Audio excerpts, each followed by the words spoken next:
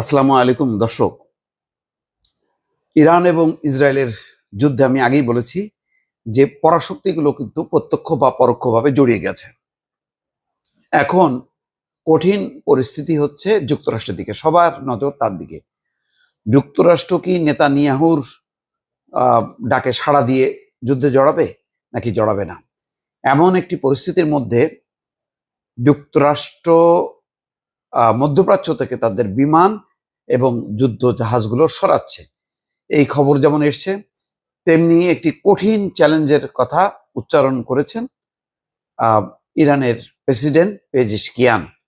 তিনি পুরো জনগণকে ঐক্যবদ্ধ থাকতে বলেছেন এবং এই হামলার বিরুদ্ধে প্রতিরোধ গড়ে তোলার আহ্বান জানিয়েছে, এবং যাতে ধৈর্য এবং মনোবল তারা কেউ না হারায়। ইন্টারেস্টিং খবর হচ্ছে যে ইরানের হামলার ভয়ে মধ্যপ্রাচ্য থেকে বিমান এবং যুদ্ধ জাহাজ সরাচ্ছে যুক্তরাষ্ট্র। কি কারণে সরাচ্ছে কি এই কারণে যে যাতে ইরান হামলা করলে ব্যাপক ক্ষয়ক্ষতি না হয়, নাকি এমন কিছু মানে যুদ্ধজাহাজ বা বিমান সরাচ্ছে যেগুলো কাজে লাগবে না? বিষয়টা পরিষ্কার না।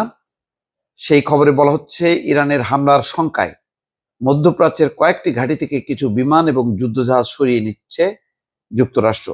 বুধবার দুই মার্কিন কর্মকর্তা রয়টার্সকে এই তথ্য জানিয়েছেন খবর আরব নিউজের। এই পদক্ষেপ এমন এক সময় নেওয়া হলো যখন মার্কিন প্রেসিডেন্ট ডোনাল্ড ট্রাম্প এখন স্পষ্টভাবে জানাননি যুক্তরাষ্ট্র ইসরায়েলের সঙ্গে যৌথভাবে ইরানের পরমাণু এবং ক্ষেপণাস্ত্র যে স্থাপনায় হামলা করবে কিনা। এদিকে বৃহস্পতিবার কাতারের মার্কিন দূতাবাস এক সতর্কবার্তা জারি করেছে। এতে দূতাবাসের কর্মীদের সাময়িকভাবে কাতারের আল উদেইদ বিমান ঘাঁটিতে প্রবেশ সীমিত রাখতে বলা হয়েছে।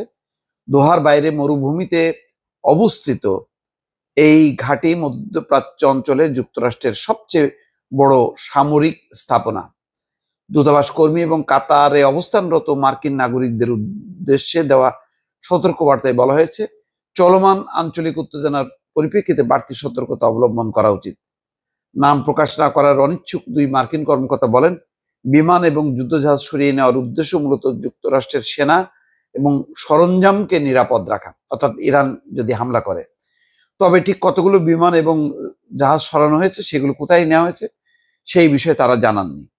এদিকে কঠিন চ্যালেঞ্জ জানিয়েছেন ইরানের প্রেসিডেন্ট, যাদের উদ্দেশ্যে দেয়া ভাষণে তিনি বলছেন, কঠিন দিনগুলো আমরা কাটিয়ে উঠব।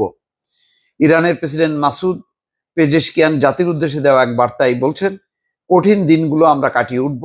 সামাজিক যোগাযোগ মাধ্যমে জাতির উদ্দেশ্যে দেওয়া বার্তায় তিনি সরকারের প্রতিটি অংশকে ইরানের জন্য কাজ করার নির্দেশ দিয়েছেন। খবর বিবিসির। মাসুদ পেজেশকিয়ান বলছেন, সব মন্ত্রণালয়, সরকারি সব এজেন্সিকে তাদের সর্বোচ্চ শক্তি এবং সম্পদ ব্যবহার করে ইরানের জন্য কাজ করতে বলা হয়েছে।